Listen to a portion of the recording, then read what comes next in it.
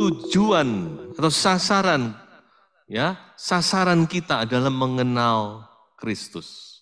Paulus berkata bahwa ya, yang dia inginkan dalam hidup ini adalah mengenal Kristus.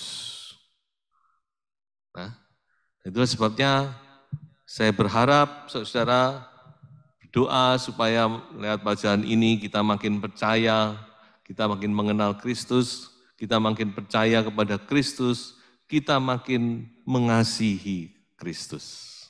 Ya. Nah, next. Saudara, ada perbedaan yang besar antara perjanjian lama dan perjanjian baru ketika bicara tentang pengenalan akan Kristus. Ya. Nah, perbedaan itu di mana letaknya? Nah ini, saudara, sebelum kita melihat lebih jauh ya. Nah, perbedaan itu sebenarnya letaknya pada kehadiran Kristus di perjanjian baru di tengah-tengah umatnya. Di Kristus hadir. Ya. Sehingga kita melihat di sini ada perbedaan pengenalan akan Kristus di perjanjian lama dan di perjanjian baru. Ya. Kalau di perjanjian lama, saudara, kita hanya mengenal Kristus itu lewat perumpamaan, lewat gambaran, lewat simbol-simbol, ya toh? Lewat nubuat-nubuat. Itu perjanjian lama. Ya, sini dikit, kita juga sudah mempelajari di kitab Taurat juga ada banyak tentang Kristus, bukan? Ya, misalnya tentang Bahteranu, ya toh? Ishak, anak tunggal Bapa, itu semua gambaran, bayangan. Semua bicara tentang Kristus, tapi hanya bersifat gambaran. Sehingga ketika kita mau mengenal Kristus melalui perjanjian lama, kita ini seperti orang nyusun puzzle, saudara. Oh ya, ada permainan puzzle, bukan? Ya, susun gambarnya ini, dicocokkan dengan ini, cocokkan dengan ini, cocokkan dengan ini, cocokkan dengan ini, ya. Oh, baru muncul gambar. Oh, ternyata Kristus ini begini mukanya ya. Beginilah pribadi Kristus. Melalui itu tadi, sini dikit disusun. Itu di perjanjian lama. Ya. Bagaimanapun juga tidak bisa jelas. Ya, karena orang nyusul puzzle, kadang kehilangan satu, hilang hidungnya, misalnya. Ya, tapi memang begitulah, saudara. Pewahyuan Allah itu selalu bertahap. Ya, dalam hidup kita juga sama, saudara. Pengenalan kita kepada Tuhan itu bertahap. Pengenalan saudara hari ini dengan 5 tahun yang lalu beda. Ya, nanti 5 tahun ke depan juga beda. Bertahap. Ya. Nah, itulah pengenalan akan Kristus di perjanjian lama. Tapi ketika kita masuk ke dalam perjanjian baru, saudara. Nah, ini yang tadi saya katakan. Ada perbedaan yang besar karena apa? Sekarang Yesus Kristus hadir. Ya. Firman menjadi daging. Ya.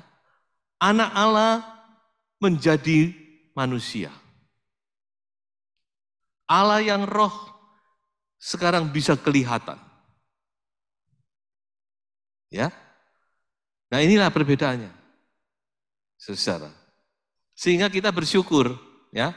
Sebagai umat perjanjian baru kita bersyukur karena kita lebih canggih, ya. Kita lebih jelas, lebih hebat dari umat yang di perjanjian lama. Yang cuma mereka-reka. Firman Tuhan kan juga ngomong, nabi-nabi itu cuma melihat dari jauh. Kira-kira begini, janji Tuhan, oh kira-kira begini.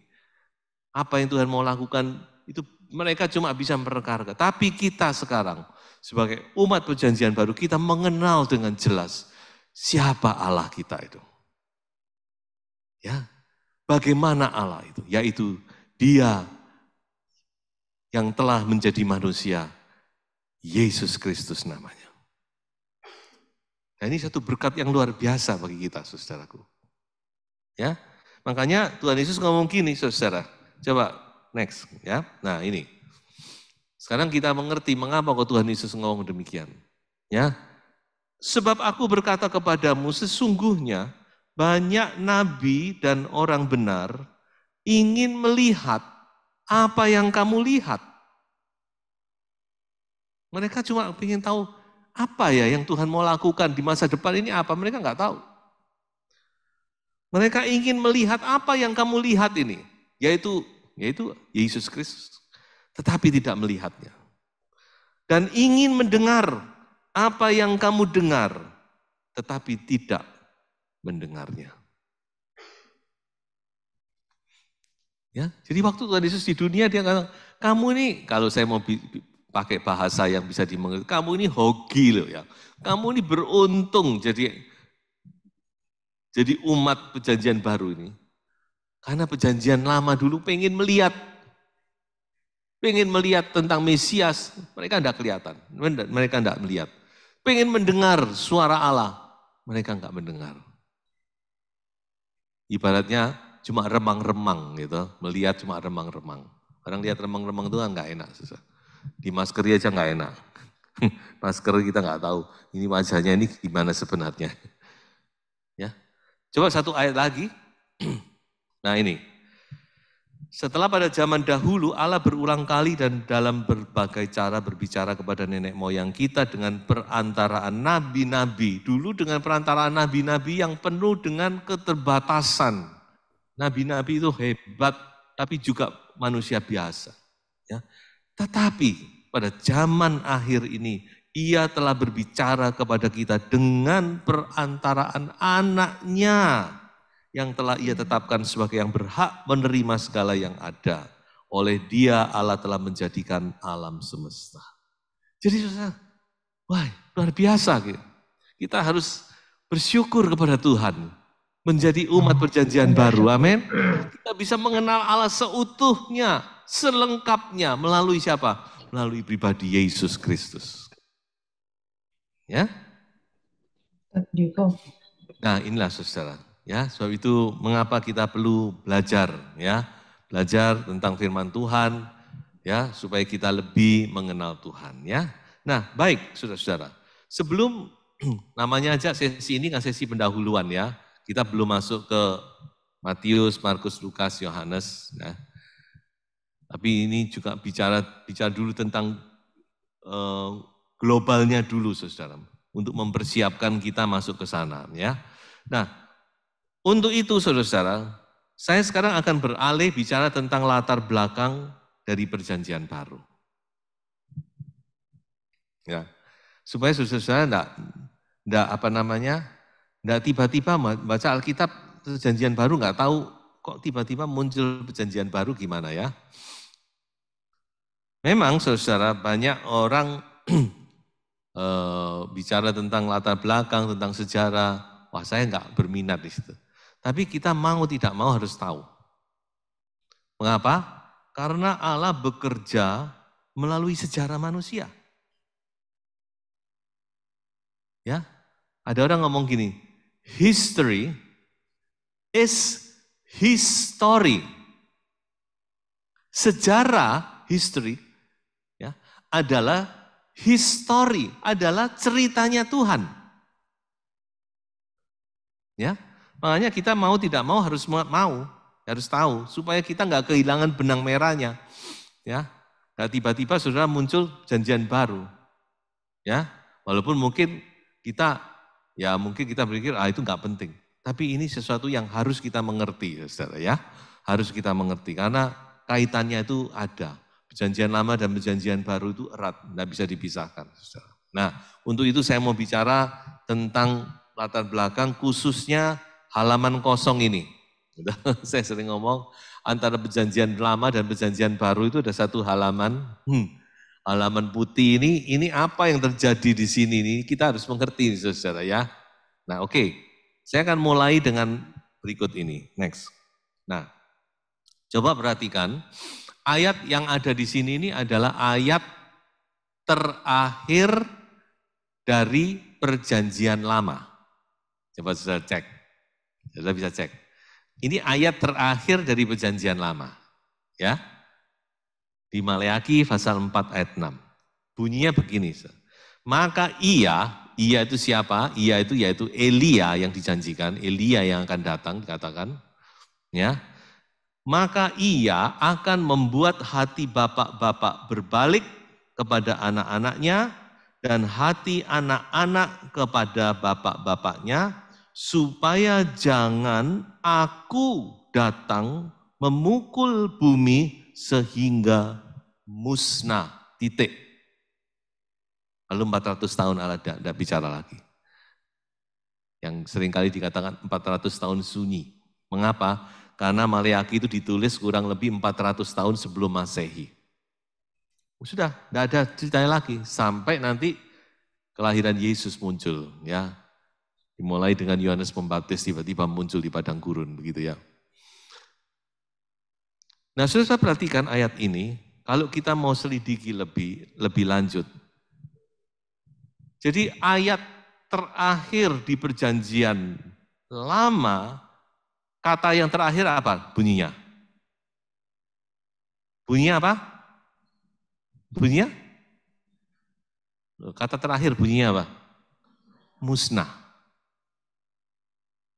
Musnah.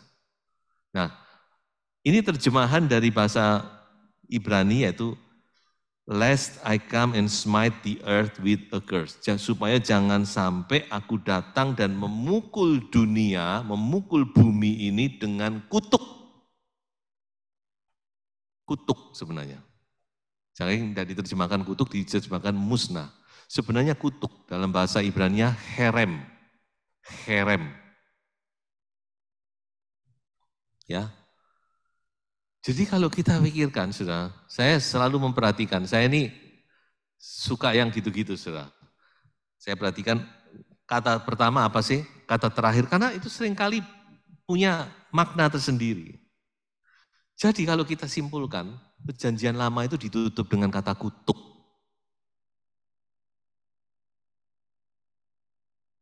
Dan itu tidak heran. Karena perjanjian lama adalah masa hukum Taurat. Dan Taurat itu kan cuma 2. Kalau kamu nurut berkat, kalau enggak nurut kutuk. Dan tidak ada yang bisa nuruti Taurat, enggak ada. Enggak ada satu manusia yang bisa menuruti Taurat dengan sempurna, enggak ada. Sehingga semua manusia itu jatuh ke dalam kutuk, seperti yang dikatakan Paulus di dalam kitab Roma.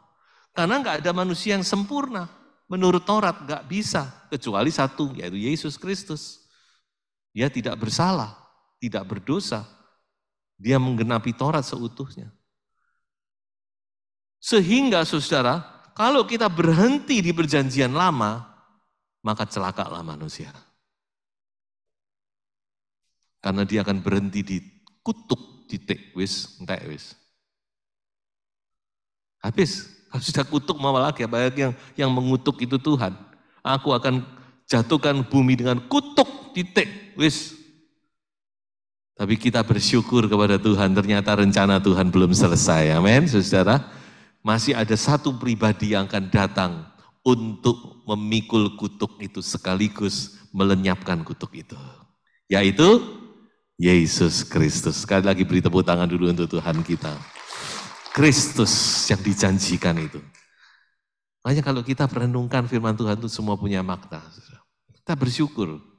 Kita tidak berhenti di situ. Alkitab tidak berhenti di kata kutuk. Tetapi Alkitab itu berhenti di kata amen. Coba lihat ayat terakhir dari kitab Wahyu. Wahyu 22 ayat 21 kalau nggak salah. Itu apa kata terakhirnya? Coba dilihat. Coba dilihat. Coba lihat saya terus, saudara. Kok ketenggengan? Lihat itu Alkitab. Atau Alkitab atau Alkitab apa macam itu. Apa kata terakhirnya? Amen. Dan amen itu adalah nama daripada Yesus sendiri.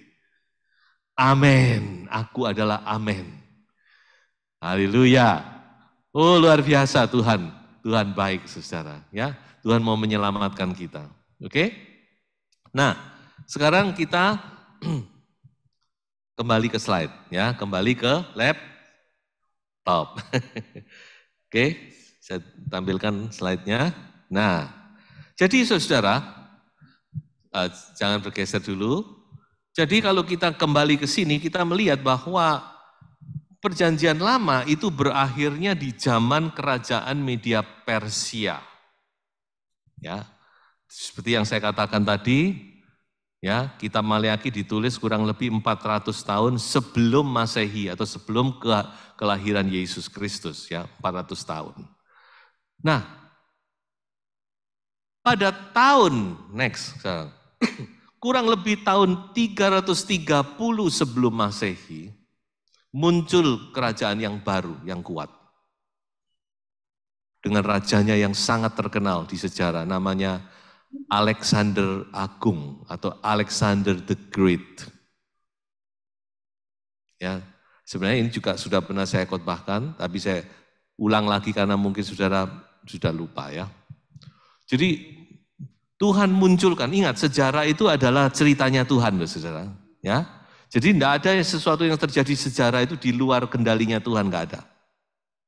Dan kalau kita kembali ke firman Tuhan, itu sudah dinubuatkan. Ya, kerajaan-kerajaan ini yang muncul ini sudah dinubuatkan. Ya, sama di kitab Daniel. Nah, Alexander the Great ini adalah raja Yunani yang pertama, dan memang luar biasa. Ya, dia masih muda, beliau usia 30 tahun, dia menaklukkan bangsa-bangsa mulai dari Yunani, mulai dari ujung sebelah barat, dia menuju ke arah timur. Dia menak dengan gerak yang sangat cepat, hancur semuanya termasuk kerajaan Media Persia. Kerajaan Media Persia ditaklukkan. Itu ditulis di dalam atau dinubuatkan di dalam Daniel pasal 8. Ada domba diserang oleh kambing itu. Nanti sudah baca sendiri ya. Tapi sayang, saudara, sayang. Alexander the Great ini umurnya pendek. Dalam usia yang relatif muda, kurang lebih seperti Tuhan Yesus. Makanya ada yang berspekulasi, ini nanti muncul antikris ini rohnya Alexander. Saya nggak ngerti ya, itu sudah spekulasi ya. Jadi dalam usia yang sangat muda, dia mati. Kena COVID-19. Kena sakit. Nggak tahu sakit apa, mati dalam misinya. Ada yang bilang waktu mati, dia tangannya dibuka. Untuk menunjukkan ini loh aku mati nggak bawa apa-apa. Ya itu kan cerita, saya nggak tahu ya.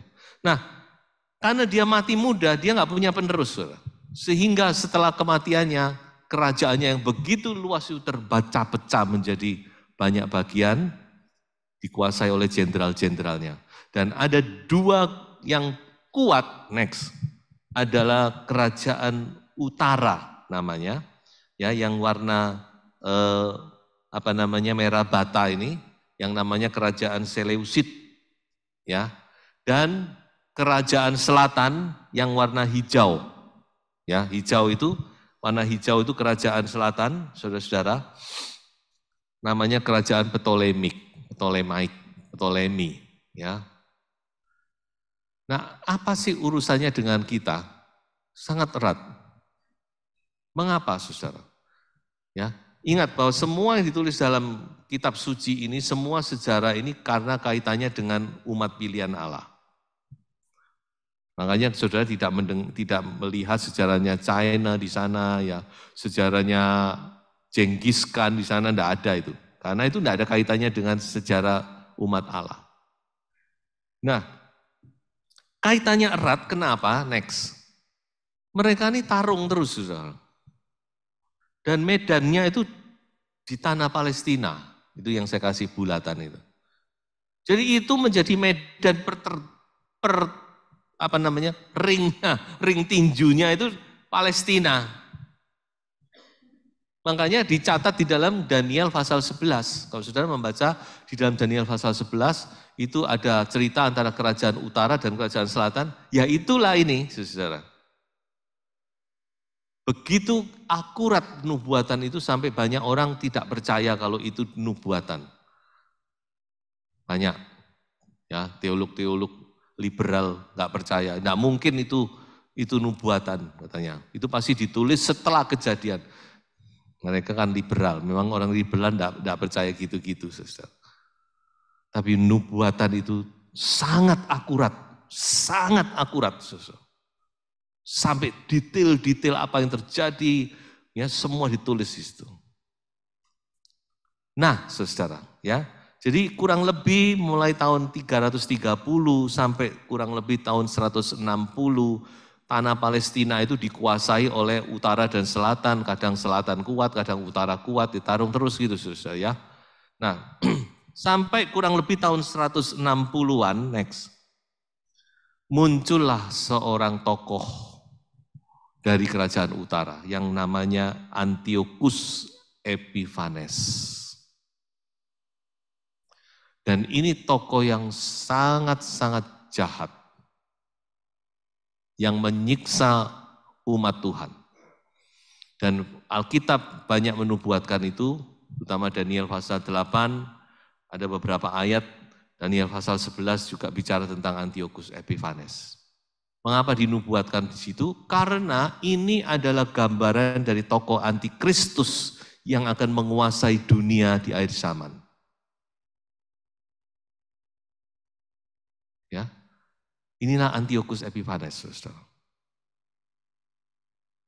Ya, jadi saudara, tokoh ini sangat jahat dan berkuasanya 3,5 tahun.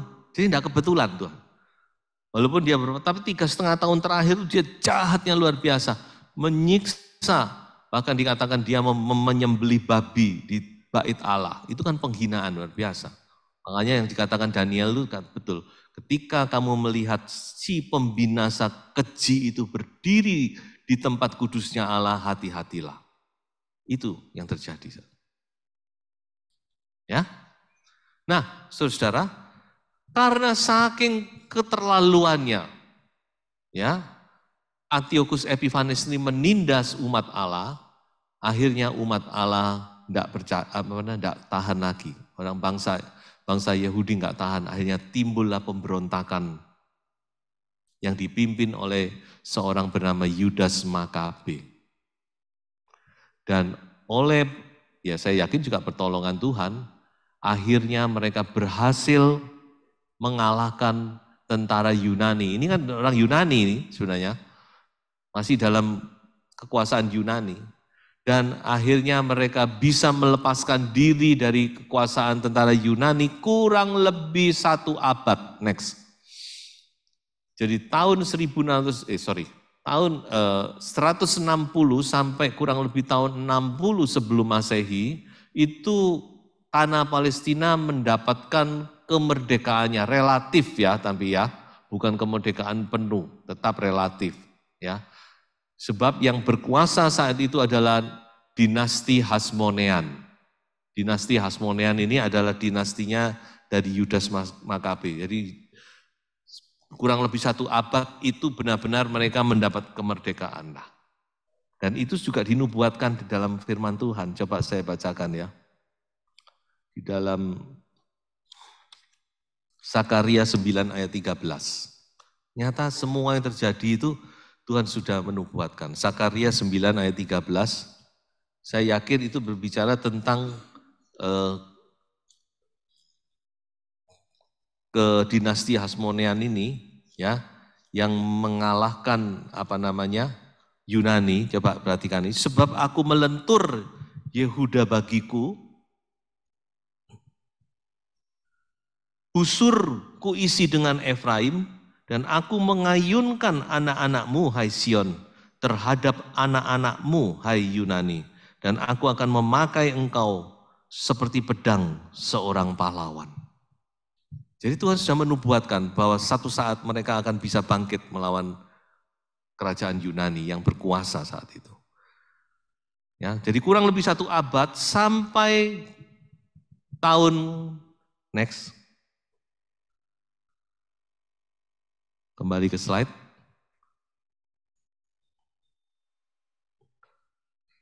Nah, sampai kurang lebih tahun 60 sebelum Masehi, muncullah kerajaan yang baru, yaitu kerajaan Romawi, saudara. Dan Romawi inilah yang menghancurkan, mengalahkan Yunani, bahkan mengalahkan kekuasaan daripada dinasti Hasmonean, sehingga mulai kurang lebih tahun 60 sebelum Masehi mereka jatuh ke dalam jajahan Romawi sampai masuk ke dalam zaman Yesus. Begitu ceritanya. Ya, makanya di dalam zaman Yesus kita melihat mereka dalam kekuasaan Romawi. Ya. Nah, itu sekilas info ya bagi saudara untuk mengantar kita masuk ke dalam sekarang masuk ke dalam perjanjian baru, ya. Perjanjian baru yaitu 4 Injil, tentunya kita mulai dengan 4 Injil ya. Nah, sekarang kita masuk kepada 4 Injil sekarang. Nah, saudara, pertama-tama kita mau tahu kenapa kok harus ada 4 Injil. Ya. Sekali lagi, 4 Injil itu adalah landasan sejarah tentang kehidupan Kristus. Itu landasan sejarahnya. Ya. Sebab itu penting, saudara, karena ini landasan sejarah. Ya. Dari sinilah nanti kita melihat kepada surat-surat dan sebagainya, semua mengacu kepada kehidupan Kristus di dunia yang ditulis di dalam 4 Injil itu. Ya. Makanya Paulus berkata gini, dan sesungguhnya agunglah rahasia ibadah kita. Rahasia ibadah kita ini, ibadah kekristenan ini agung, saudara. Agung, glorious, mulia. Kenapa? Karena Dia, Allah semesta alam itu.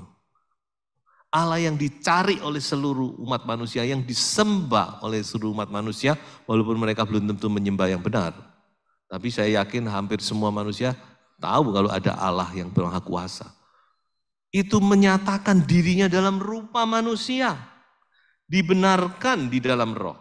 Roh memberi kesaksian, ini loh Allah. Ya. Yang menampakkan dirinya kepada malaikat-malaikat. Sekarang malaikat bisa melihat pribadi Allah. Malaikat itu nggak bisa tahu loh pribadi Allah. Mereka itu makhluk ciptaan. Roh. Dan diberitakan di antara bangsa-bangsa. Nah ini Injil. Diberitakan di antara bangsa-bangsa yang tidak mengenal Allah, yang dipercayai dalam dunia dan diangkat dalam kemuliaan. Jadi Injil itu sudah sebagai landasan sejarah kita, bagaimana kita sekarang mengenal Allah kita. Ya, bahwa Allah pernah menjadi manusia, namanya Yesus. Sang pencipta menjadi ciptaan. Gitu. Yesus itu kan firman, logos, yang menciptakan segala sesuatu. Karena Allah menciptakan dengan firman-Nya. Sekarang dia menjadi ciptaan. Mengambil rupa sebagai ciptaan. Manusia ini kan ciptaan Allah. Gitu. Yang tidak terbatas. Allah itu tidak terbatas. Sekarang menjadi terbatas oleh ruang dan waktu. Ketika dia masuk ke dalam sejarah, dia menjadi makhluk yang terbatas, dibatasi oleh ruang dan waktu. Seperti kita ini. Kita nggak bisa tidak, kita terbatas. Ya, kalau saya di sini, saya juga nggak tahu yang terjadi di sana. Ya, dan kita dibatasi oleh waktu. Dan yang tidak kelihatan menjadi kelihatan. Nah ini yang ditulis oleh Rasul Paulus. Karena itu betapa agung, betapa mulia, betapa hebatnya rahasia ibadah kita. Ya, nah saudara.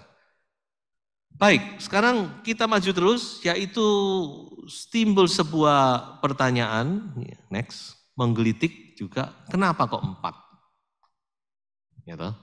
Kenapa kok Injil itu 4? Kok enggak 3 atau 5? Ya, kalau 6 kebanyakan ya, saudara. Kenapa kok 4? Nah ini tentu ada kebenarannya ya. Yang pertama, saudaraku, kenapa kok harus 4 Injil? Yang pertama, 4 itu bicara tentang angka bumi. Dalam Alkitab, 4 itu adalah angka bumi. 4 penjuru angin, ya toh? 4 mata angin, 4 arah. Ya. Jadi dengan secara tidak langsung seolah-olah ini loh 4 Injil ini untuk seluruh penjuru dunia. Diberitakan di antara bangsa-bangsa, kata Paulus. Ya. 4 ya, Saudara. Injil untuk semua makhluk, semua manusia, untuk seluruh dunia. 4 mata angin. Yang kedua, Saudara, saya yakin 4 ini bukan cuma cukup, tapi lebih dari cukup sebagai saksi loh ya. Ya. Karena saksi itu minimal 2. Di pengadilan sampai sekarang juga. Saksi itu minimal 2. Kalau bisa 3 itu sudah sangat kuat. Ya. Taurat juga begitu. Ya, kamu jangan sembarang percaya kepada orang. Kamu boleh percaya kalau disaksikan minimal 2 atau 3 orang, kata Taurat. Nah, Injil itu bukan cuma 2, bukan cuma 3, tapi 4, Saudara. Apa enggak lebih dari cukup? Ya. Dalam Yohanes pasal 5, Tuhan Yesus juga berkata ada 4 yang bersaksi tentang aku. Ya, yaitu Yohanes Pembaptis, pekerjaanku, Bapa dan kitab suci. Itu Yohanes pasal 5. Jadi sebagai kesaksian tentang Kristus, maka 4 itu lebih dari cukup. Amin. Ya, lebih dari cukup. Ya. Dan yang ketiga, kenapa kok mesti 4? Yang ketiga, next. Karena 4 itu menampilkan Yesus dari 4 sisi yang berbeda-beda. Ya, seperti saya ambil contoh. Foto dari samping, jebret. Dari kiri, dari kanan, jebret. Dari kiri sambil bawa.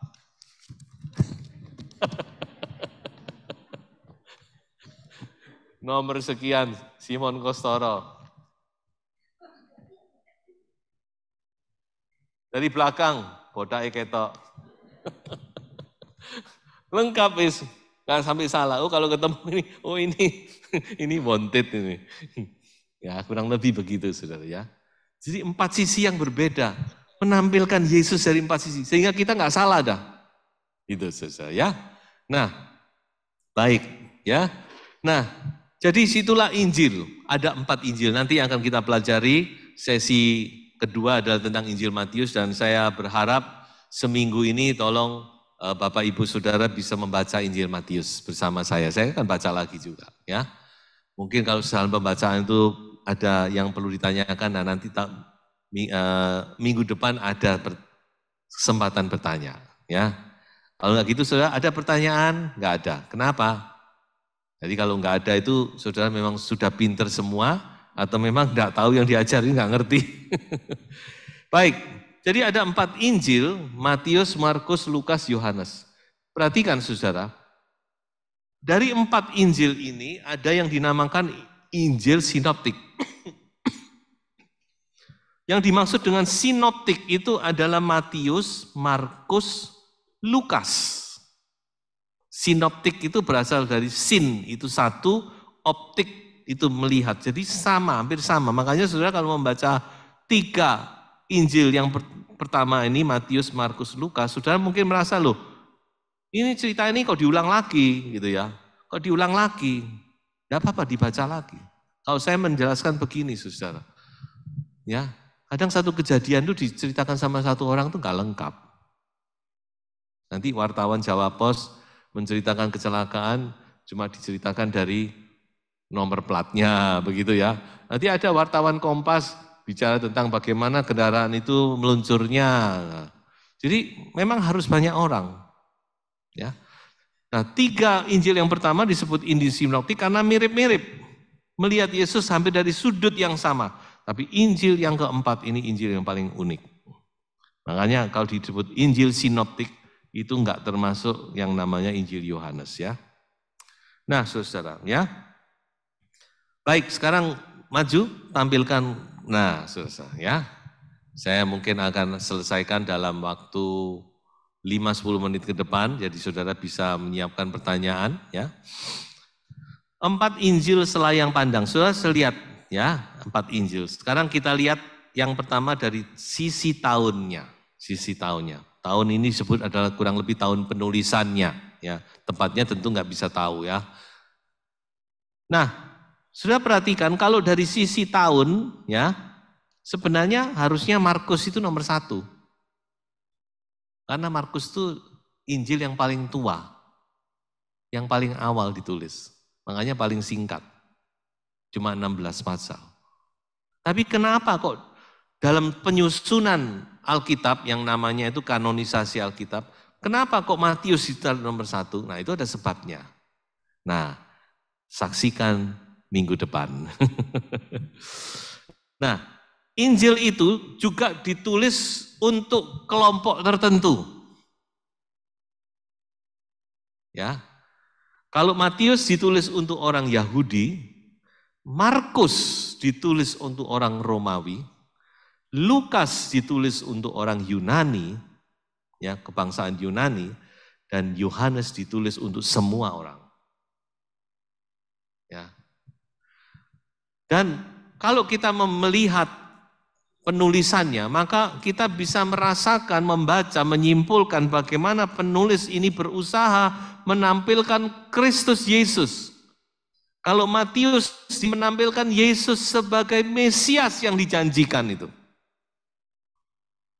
Karena untuk orang Yahudi itu kan yang ditunggu cuma satu, Mesias kapan datang. Sampai sekarang yang tidak percaya Yesus masih nunggu Mesias. Ini anehnya. Mereka tidak percaya pada Yesus, mereka masih nunggu Mesias. Padahal Mesias itu sudah datang, yaitu Yesus. Makanya Matius menulis Injil itu untuk memberitahu, loh, Yesus ini loh Mesias, yang kamu tunggu-tunggu. Nah nanti kita akan lihat, kita akan pelajari itu nanti minggu depan. Markus nggak ada kaitannya dengan Mesias, nggak Mesias. Orang Romawi nggak ngerti itu. Ya, nggak ngerti tentang Mesias, mereka nggak punya Taurat, nggak punya perjanjian lama. Yesus ditampilkan sebagai seorang hamba. Lukas menampilkan Yesus sebagai seorang manusia biasa. Tapi Yohanes menampilkan Yesus sebagai seorang anak Allah. Jadi kita sekarang melihat mengapa kok 4, supaya seimbang. Gitu. Kalau raja, keseimbangannya hamba. Nah, sedangkan kalau manusia keseimbangannya anak Allah. Nah, jadi kuat ini. Seperti meja 4 kaki. Ya. Maka pesan yang kita peroleh dari 4 Injil ini, kalau Matius mempersembahkan Yesus sebagai Mesias, maka seharusnya kita harus menyembah Dia. Dialah Mesias yang dijanjikan Allah itu. Di perjanjian lama. Ya. Markus menampilkan Yesus sebagai hamba dengan satu tujuan supaya kita mengikuti jejaknya. Dia itu raja hamba. Ada nyanyian yang berkata Allah kita itu raja hamba. Dia raja tapi dia juga seorang hamba. Lukas menampilkan Yesus sebagai manusia yang sempurna. Maka kita wajib untuk meneladani Yesus sebagai guru kita ini. Sedangkan Yohanes menampilkan Yesus sebagai anak Allah. Maka tidak mau satu respon yang harus kita miliki, yaitu kita harus percaya kepadanya. Dan itulah berita daripada Injil Yohanes, percayalah kepadanya supaya kamu dapat hidup yang kekal. Ya. Nah, ini selayang pandang. Nah, saya akan akhiri dengan 4 dalam nubuatan. Ya, dalam lambang-lambang. Jadi ternyata 4 ini tidak ujuk-ujuk, saudara. Ya, perjanjian lama sudah menubuatkan hal ini. Nah, makanya sekali lagi perjanjian lama itu cuma nubuat, gambaran, bayangan. Ya, yang pertama kita bisa melihat itu dari mana? Next, sungai yang mengalir di Eden. Dikatakan sungai itu bercabang 4. Dan sungai itu mempunyai kekayaan masing-masing. Ada yang emas, ada yang damar bedola, ada kekayaannya masing-masing. Demikian juga Tuhan, saudara, 4 Injil ini punya kekayaan masing-masing. Amin. Ya. Ketika sudah mempelajari Matius, punya kekayaan di situ. Markus ada kekayaannya sendiri. Lukas kekayaannya sendiri. Yohanes punya kekayaannya sendiri. Ya, next. Pintu gerbang pelataran. Ya. Jadi pelataran tabernakel Musa itu semua diatur oleh Tuhan, tidak boleh sembarangan. Berapa tiangnya, ukurannya berapa, terbuat dari apa. Dan Tuhan menetapkan bahwa pintu gerbang untuk masuk ke dalam pelataran kemah sembayang itu ada 4 tiang. Makanya tidak kebetulan, bukan? Untuk kita mengenal juru selamat kita harus membaca kitab Injil. Mau tidak mau. Kalau kita tidak membaca Injil, bagaimana kita bisa tahu tentang Yesus?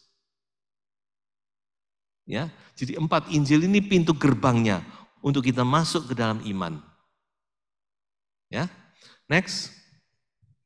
Tetapi kita melihat lagi, ketika masuk kepada kemah itu ada 2 bagian, ada yang bagian depan namanya ruang kudus, bagian belakang namanya ruang maha kudus. Ternyata ruang maha kudus itu juga tabir namanya, bukan pintu lagi tapi tabir. Itu digantung di atas 4 tiang. Ya, ruang maha kudus itu bicara tentang kesempurnaan gereja. Jadi saya yakin kesempurnaan gereja juga harus tetap berpegang kepada Yesus Kristus. Melalui pengenalan akan Kristus yang mendalam, kita bisa menjadi gereja yang sempurna, dibawa kepada kesempurnaan. Dan masih ada next yang keempat. Nah, Yeskiel pasal 1. Dikatakan ada 4 makhluk yang mengelilingi dan menopang tahta yang maha tinggi. Dan makhluk itu punya 4 wajah, saudara. Tiap makhluk itu punya 4 wajah. Dan ada 4 wajah, yaitu wajah singa, wajah lembu, dia tidak kelihatan, cuma kelihatan tanduknya di belakang. Ya ini kan cuma rekayasa artis ya, yang sesungguhnya kan tidak tahu ini semua ya. Cuma rekayasa artis ya. Kemudian ada yang berwajah manusia dan berwajah Raja Wali. Dan itu bicara tentang 4 Injil. Singa itu menggambarkan Injil Matius. Singa itu bicara tentang kemesiasan Kristus. Lembu bicara tentang kehambaan Kristus. Manusia bicara tentang Injil Lukas. Dan Raja Wali bicara tentang keilahian Kristus, dia anak Allah. Dan yang terakhir, lambang yang terakhir, yaitu next, kota Yerusalem baru. Ternyata juga kota yang berbentuk 4 segi, panjang, lebar, dan tingginya sama. Jadi 4 ini terus termeterai dari Kejadian sampai Wahyu, saudara.